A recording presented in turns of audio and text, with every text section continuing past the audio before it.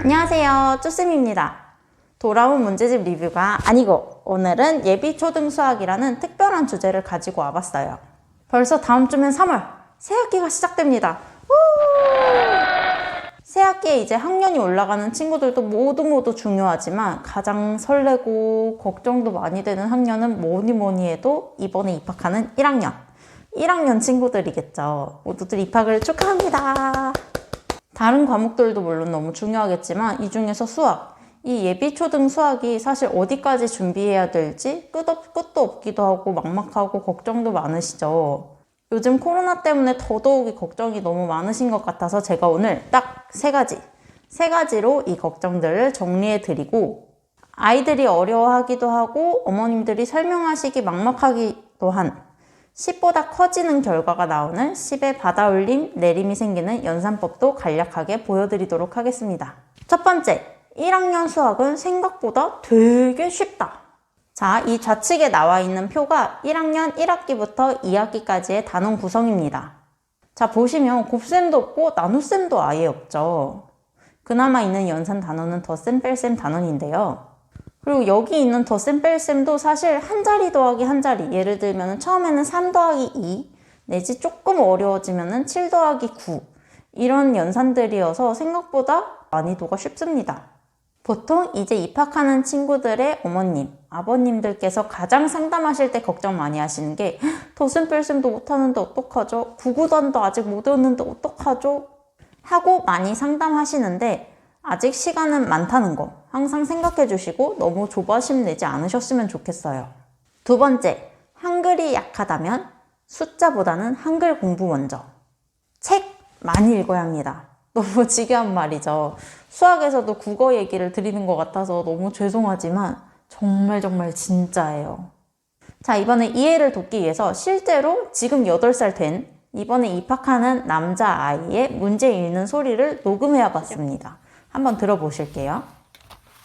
민주는 색종이를 9장 가지고 있었는데 그중 5장을 사용하여 종이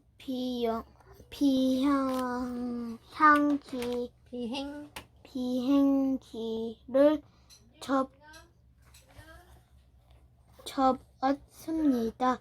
남은 색종이는 몇 장인지 뺄셈식을 쓰려고 합니다. 풀이 과정을 쓰고 답을 구하시오.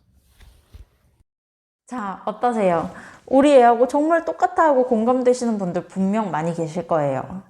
요즘 아이들 똑똑하다고 하지만 실제로 절반에서 정말 많게는 3분의 2까지도 아이들의 문제 읽기 형식에서 이런 형식이 보여지고, 이게 수학 같은 경우는 이야기가 뭔가 이어지는 스토리텔링 느낌이 아니라 문제에서 조건들이 있는 조건을 파악하는 형식의 글들이다 보니까 이런 거예요. 하지만 이렇게 한 글자씩 끊어읽기를 하면은 한 글자 한글 공부일 뿐이지 문제에 대한 파악이 전혀 되지 않습니다. 하지만 이 학생과 같다고 해서 절대로 수학을 못하거나 수학이 느린 건 전혀 아닙니다. 수 개념만 올바르게 잘 잡혀 있으면 이 정도는 연습을 통해서 극복할 수 있고, 아이들이 사실 나이를 들어감에 따라서도 많이 나아지는 부분이기는 해요. 하지만 이때 읽기 연습이 정말 중요하겠죠? 이럴 땐 한 글자씩 읽어도 괜찮으니까 최대한 스스로 입을 통해 내뱉어서 문제를 읽기에 연습을 해야 합니다. 항상 소리내서 읽게 해주세요. 소리내서 읽는 것과 그냥 눈으로 보고 머릿속으로만 읽는 것은 정말 천지차이인 거 다들 아시죠? 하지만 이때 한 글자씩 끊어서 읽기 연습을 하되, 한 번 다 읽었다고 해서 바로 문제풀이를 할 수 있는 건 분명 아닐 거예요. 한 글자씩 읽어서 연습을 하되 다시 문제 맨 처음으로 돌아가서 2번, 3번 이렇게 반복해서 읽는 연습을 꼭 해야 하고, 이렇게 한 글자씩 읽고 문제를 푸는 연습을 하고 나서는 띄어쓰기를 기준으로 한 덩어리씩 띄엄 읽어서 한 번 다 읽고, 다시 또 문제 맨 처음으로 돌아가서 다시 한번 최대한 더 이어서 읽어보고, 이렇게 또 2번, 3번씩 반복해서 읽고 문제 푸는 연습을 해주면 좋습니다. 또 그 다음에는 이번엔 2덩어리씩, 그런 식으로 계속 연습을 해나가다 보면은 사실 아이들은 스펀지 같기 때문에 이때 나이의 아이들은 스펀지 같기 때문에 쏙쏙 잘 받아들이고 금방 가시적으로 눈에 효과가 딱 보이실 거예요. 세 번째, 연산 학습지와 교과는 다릅니다. 구문 눈높이 이런 방문 연산 학습지나 아니면 가정에서 어머님이랑 아이들이 많이 하는 기탄 수학, 빅터 연산, 기저귀 계산법 한 번씩은 다 들어보셨죠? 이런 연산 문제집을 통해서 연산만 접하고 입학하는 것은 교과 학습하는 거랑 정말 많은 차이가 있습니다. 아무리 연산책을 잘했어도 연산을 잘하는 것과 문제풀이 하는 걸 잘하는 건 정말 많이 다른데요. 이거는 앞서 말씀드린 두 번째, 한글 공부랑 조금 이어지는 내용이에요. 문제가 주어졌을 때 그 문제에서 어떤 덧셈식을 쓸 건지 아니면 어떤 뺄셈식을 쓸 건지 이게 저희한테는 너무 당연히 보이지만 아직 문제 파악이 느린 다른 1학년 학생들한테는 이게 되게 어려운 부분이기 때문에 연산 학습지 하는 것과 쉬운 자습서라도 교과를 먼저 접해봐서 이야기 안에서 식을 끌어낼 수 있는 것, 이걸 연습하는 게 정말 중요합니다. 자, 마지막으로 연산을 보여드릴 텐데요. 제가 항상 얘기하는 거는 예비 초등 수학을 어디까지 준비해야 되느냐를 결국 생각해 봤을 때 제 생각에는 10 이상의 받아 올림 내림이 있는 연산을 손가락을 이용하지 않고 머릿속으로 수개념, 10의 보수를 이용해서 머릿속으로 계산이 될 수 있고 그리고 많이 하면은 9구단 암기까지 2단부터 9단까지의 9구단을 외우고 들어가는 게 가장 이상적이라고 생각합니다. 자, 그중 아까 말씀드렸던 것처럼 7 더하기 9 내지 13 빼기 5 이렇게 받아 10 이상에서 받아 올림이 생기거나 받아 내림이 생기는 연산을 아이들이 많이 어려워하는데요. 근데 이게 어떻게 설명해 줄지 되게 막막하죠. 너무 쉬운 계산이다 보니까 어른들이 설명해 주기에는 조금 오히려 더 어려운 부분이 있어요. 그래서 제가 이 부분을 오늘 여기 칠판에서 보여드리도록 하겠습니다. 포인트는 10의 보수입니다. 실제 문제집과 교과서 덧셈과 뺄셈 단원의 파트 구성도 전부 받아 올림, 덧셈, 뺄셈 이전에 10에 대한 모으기, 가르기가 나와서 10의 보수를 배우고 연산을 들어갑니다. 자, 7 더하기 9로 보여드릴게요. 7이 10이 되려면 필요한 숫자는 몇이죠? 3이죠. 그러면 3을 뒤에 있는 9가 빌려줍니다. 그럼 9가 3과 6으로 가르기가 됩니다. 다음, 이제 10을 만들어줄 수 있는 숫자가 보이죠? 그래서 10과 3을 모으기를 다시 해주면 10. 그럼 남은 숫자는 여기 있는 10과 6 합쳐져서 16. 이렇게 모으기랑 가르기 표시를 이용해서 문제를 푸는 거예요. 자, 4 더하기 9로 다시 한번 보여드리겠습니다. 4가 10이 되려면 필요한 숫자는 6이죠. 그러면 그 6을 9가 빌려주고 그러면 이번엔 6과 3으로 가르기가 됩니다. 다음 또 10이 될 수 있는 숫자가 보이죠? 그래서 모으기를 해주면 10. 그럼 남은 숫자는 10과 3 합쳐져서 13. 이렇게 덧셈을 풀어주면 좋습니다. 자, 이번엔 뺄셈을 보여드리겠습니다. 13 빼기 6과 같은 받아내린 뺄셈은 일단 포인트가 앞에 있는 숫자를 10을 이용해서 가르기 해주는 거예요. 항상 10을 이용해서 가르기 해주면 되고 그럼 13 같은 경우는 3이 남죠. 그 다음에 이렇게 뺄셈을 먼저 해줍니다. 그러면 10에서 6을 빼면 4. 그럼 남은 숫자는 빼고 남은 4와 가만히 있었던 3. 그래서 두 개가 다시 모으게 되면 7. 그래서 계산 결과는 7이 되는 겁니다. 자, 15 빼기 8로 다시 한 번만 해볼게요. 포인트는 앞에 있는 수를 10을 이용한 가르기를 해주는 거라고 했죠?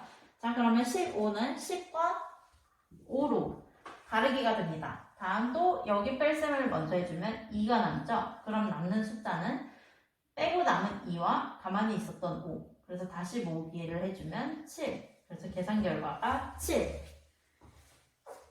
이렇게 연산이 되는 거예요. 자, 이 연습의 포인트는 가르기 내지 모으기. 이 가르기 모으기 표시들입니다. 간단해 보이는 덧셈식 딸랑 하나, 뺄셈식 딸랑 하나 있는 이런 문제들이라도 아이들이 꼭 표시를 하면서 풀 수 있게, 물론 잘하는 친구들은 생략할 수 있지만 아직 연습이 필요하거나 하기는 하는데 뭔가 머릿속으로 아니면은 움직이진 않아도 아이들이 이렇게 보고 손가락으로 생각해서 문제를 풀 수도 있어요. 그래서 아이들이 재빠르게 수개념이 돌아가지 않는다면 그러면 어머님들께서 연습장에다가 좀 넉넉한 공간을 주시고 문제를 받아 옮겨주세요. 그래서 꼭 모으기, 가르기 표시를 하고 문제를 풀 수 있도록 처음에는 그렇게 연습해 주시고, 그러면 아이들이 연습하다 보면 자동적으로 10의 보수가 딱딱 뭔가 모으기가 되고 가르기가 되고 계산이 빨라집니다. 그리고 이거는 더 이어져서 50 빼기 23 이런 문제를 풀 때도 50에서 30을 먼저 빼고 7을 더해주는 이런 개념이 빠르게 접해져요. 그래서 손가락 계산으로 이제 해결했다고 해서 간혹 넘어가시는 분들이 계신데, 제가 방금 말씀드린 그런 두 자릿수 계산에서도 이용이 되다 보니까 손가락 계산은 장기전으로 봤을 땐 정말 좋지 않습니다. 그래서 손가락 계산으로 풀 수 있어도 꼭 이렇게 연습을 시켜주세요. 자, 여기까지 예비 초등학생들의 수학 준비 어디까지 해야 될지 보여드렸었는데요. 천리길도 한 걸음부터 차근차근 첫 단추를 끼우는 게 정말 중요해요. 아직 어려서 시간은 많지만, 시간은 많으니까 너무 급하지 않게 기초를 차근차근 다져주시고, 그리고 이때 이 기초를 다지는 게 정말 그냥 1학년 1학기 1단원을 마치는지 이런 게 아니라, 제가 말씀드린 것처럼 올바른 연산법을 가지고 있는지, 몇 개, 몇 명, 몇 마리 이런 단위 쓰는 습관을 들인다든지, 풀이 과정을 항상 가로식으로 이쁘게 적는다든지, 이렇게 정말 중요한 습관들을 차근차근 다져나가면서 수포자가 되지 않도록 지금부터 연습을 시켜주시면 좋을 것 같습니다. 우리 초등학교 1학년 친구들 공부의 세계에 들어온 걸 환영하며, 질문사항은 댓글에 남겨주시면 확인해 보도록 하겠습니다. 그럼 모두들 안녕!